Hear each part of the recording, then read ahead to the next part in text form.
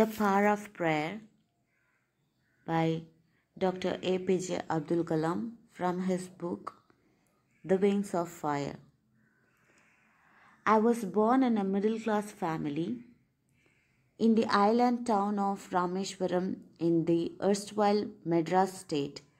My father Jainul-Abdin had neither much formal education nor much wealth. Despite these disadvantages, he possessed great innate wisdom and true generosity of spirit. He had an ideal helpmate in my mother, Ashiyamma. I do not recall the exact number of people she fed every day, but I am quite certain that far more outsiders ate with us than all the members of our family put together.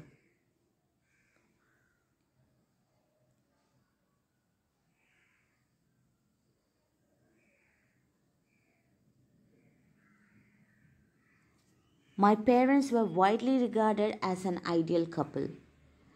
My mother's lineage was the more distinguished, one of her forebears having been bestowed the title of Bahadur by the British.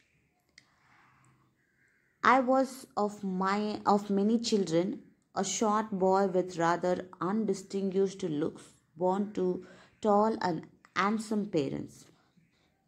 We lived in our ancestral house, which was built in the middle of the 19th century. It was a fairly large pakka house made of limestone and brick on the Mass Street in Rameshwaram. My austere father used to avoid all inessential comforts and luxuries. However, all necessities were provided for in terms of food, medicine, or clothes. In fact, I would say mine was a very secure childhood, both materially and emotionally. I normally ate with my mother, sitting on the floor of the kitchen. She would place a banana leaf before me, on which she then ladled rice and aromatic sambar, a variety of sharp, homemade pickles, and a dollop of fresh coconut chutney. The famous Shiva temple, which made Rameshwaram so sacred to pilgrims, was about a 10-minute walk from our house. Our locality was predominantly Muslim, but there were quite a few Hindu families too, living amicably with their Muslim neighbors. There was a very old mosque in our locality where my father would take me for evening prayers. I had not the faintest idea of the meaning of the Arabic prayers chanted, but I was totally convinced that they reached God. When my father came out of the mosque after the prayers, people of different religions would be sitting outside waiting for him. Many of them offered bowls of water to my father, who would dip his fingertips in them and say a prayer. This water was then carried home for invalids. I also remember people visiting our home to offer thanks after being cured.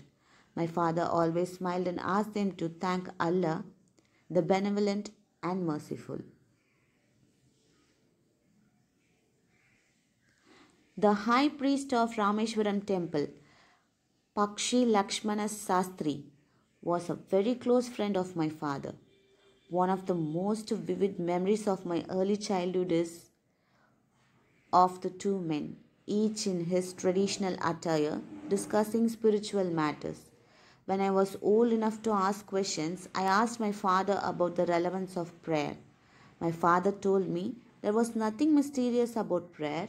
Rather, prayer made possible a communion of the spirit between people.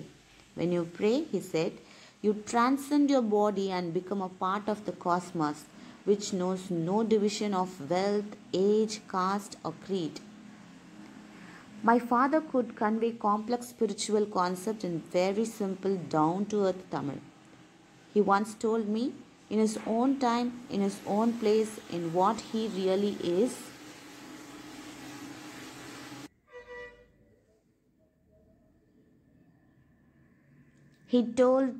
He once told me in his own time, in his own place, in what he really is, and in the stage he has reached, good or bad, every human being is a specific element within the whole of the manifest divine being. So, why be afraid of difficulties, sufferings, and problems? When troubles come, try to understand the relevance of your sufferings. Adversity always presents opportunities for introspection.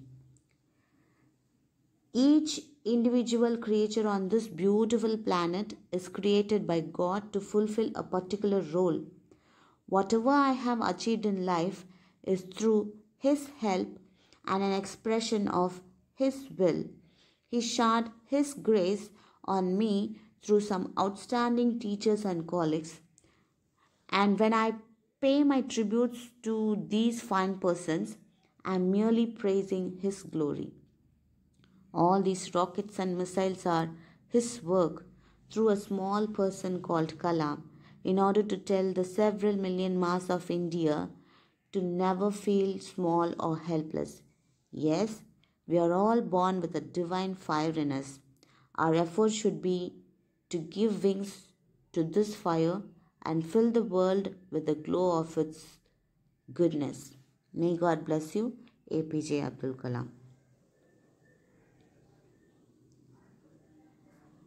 The present extract is from Kalam's autobiography Wings of Fire, which describes his life story and how his teachers, parents, and mentors played a powerful role in shaping his mind, character, and ambitions. The power of spirituality and religion plays a powerful role in his life and attitudes. Born in 1931 in the family of a boat owner at Rameshwaram in Tamil Nadu, Avul Abdul Kalam has had an unparalleled career as a defense scientist. He is also the recipient of the highest civilian award of India, the Bharat Ratna, and was the President of India for 5 years. As chief of the country's Defense Research and Development Program, Kalam has demonstrated the potential for dynamism and innovation that exists in seemingly moribund research establishments. Thank you.